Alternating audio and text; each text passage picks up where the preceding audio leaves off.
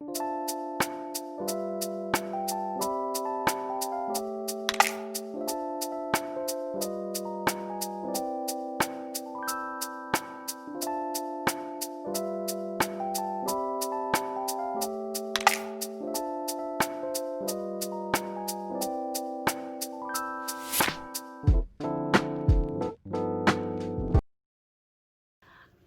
afternoon. I am so excited. I'm fixing to make a video that I've been putting off for quite a while.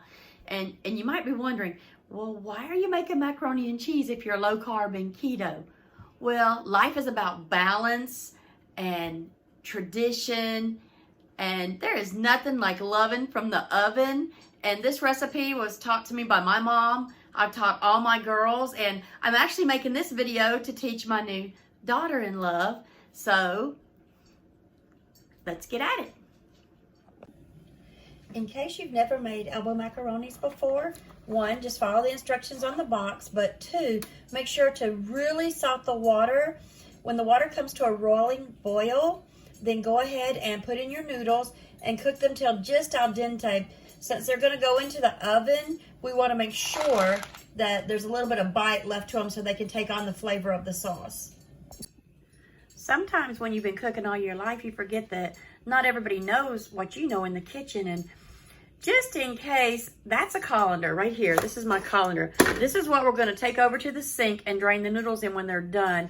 It's going to take approximately 8 to 10 minutes to get done.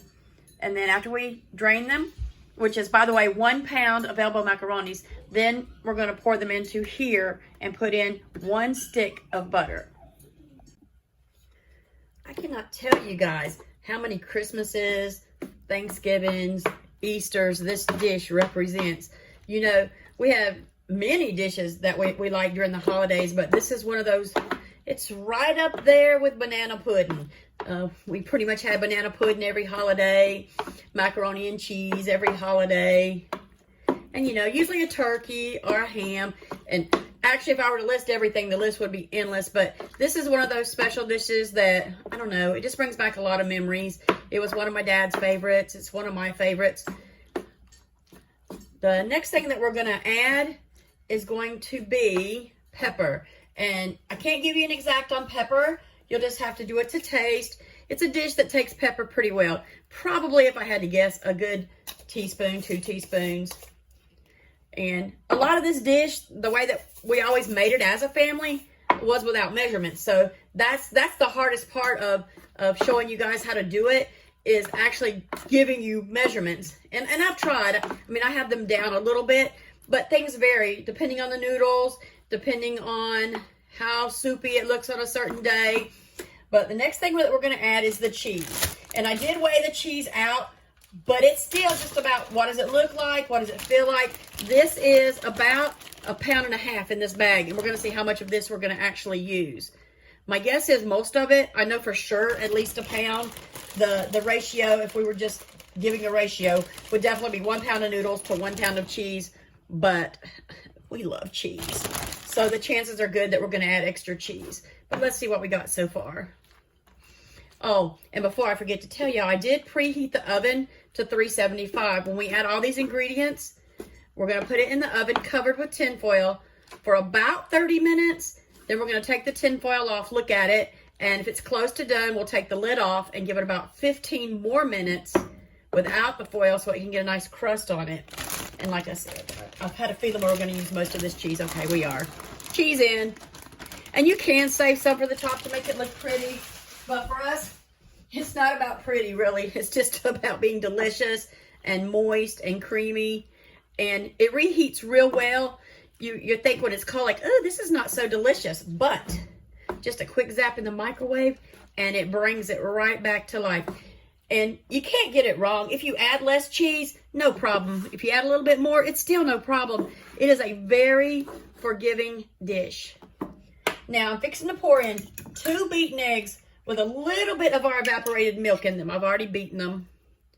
And that just kind of gives it that custardy taste. And I'm going to go ahead and add the rest of that can. And for those who are unfamiliar with evaporated milk, not sweetened, condensed, evaporated. Very important. I won't say that I've made that mistake before, but maybe I have. And we're going to go ahead and add the second can. It takes anywhere from 3 to 4 cans to make it.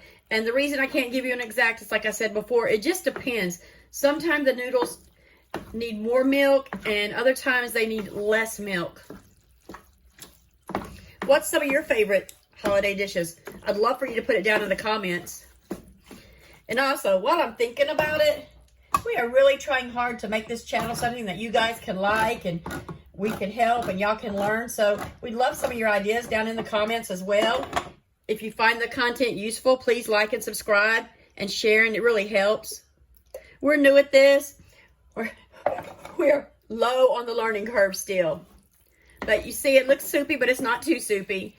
And I'm probably could stop right here, but experience has told me that if I stop right here, it's going to be a little bit dry. So I'm going to use half a can, but it's no problem. You can put the other half a can in the fridge. You can use it again later. So for this dish, we're going to use 3.5 cans of evaporated milk. And as soon as I get through stirring it, I'm going to put this back in the oven, or not back in for the first time. And I will see you when it is done. Okay, guys, we are going in. I wanted to do this with you guys just in case. Whoops, it wasn't all ready.